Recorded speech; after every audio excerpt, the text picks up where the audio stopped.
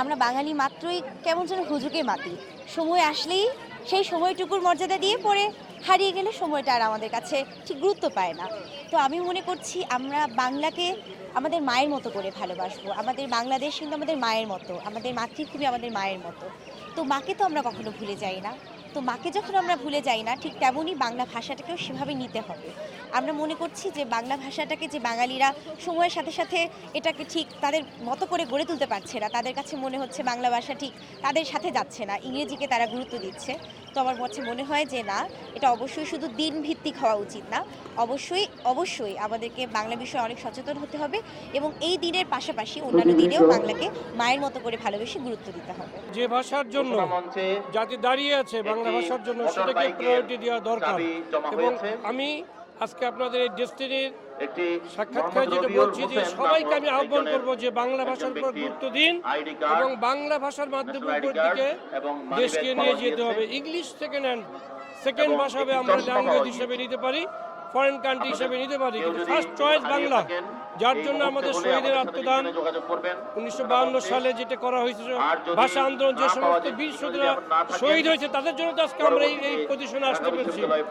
আমি এই জন্য মনে করি ধন্যবাদ দিই আপনাকে প্রশ্নটা করার জন্য। প্রাণ ভরে বলি যে সবাই বাংলা ভাষার প্রতি আপনার মনোনিবেশ করুন এবং বাংলা ভাষার মাধ্যমে দেশকে সামনের দিকে এগিয়ে নিন।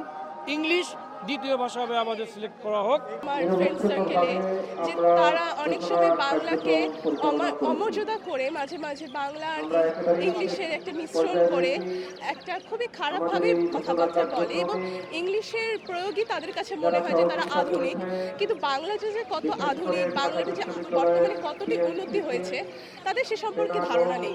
আমরা যখন ইংলিশ বলি তখন কিন্তু আমরা অন্যান্য কোনো ভাষার সংমিশ্রণ তার মাঝে ঘটাই, কিন্তু বাংলা ভাষায় এরকম সংমিশ্রণ ঘটানোটাকে অনেকে আধুনিক বলে মনে করে।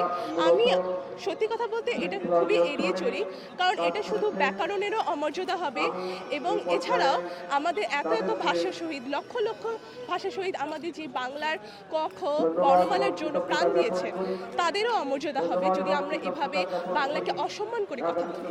তাই আমি অবশ্যই এটাকে এড়িয়ে চলি, কিন্তু হ্যাঁ, এটা অত্যন্ত দুঃখের বিষয় যে কিছু কিছু মানুষ রয়েছে, কিছু কিছু শ্রেণীর মানুষ এটাকে বাংলা এবং ইংলিশের সংমিশ্রণ করে মাঝে মাঝে বাংলাকে হেয় করে, আবার বাংলা মিডিয়াম ইংলিশ মিডিয়াম এই দুটো মিডিয়ামের মাঝখানেও পার্থক্য করে তোলে। তো এটি সত্যি অত্যন্ত দুঃখের বিষয়। আমার মনে হয় আমরা যদি আমাদের ছাত্র জনতা এবং সকল শিক্ষার্থীকে বাংলার প্রতি বেশি বেশি করে উদ্বুদ্ধ করি, আমার মনে হয় এটি আমরা ধীরে ধীরে আরও ভালোভাবে উন্নতির পথে নিয়ে যেতে পারব।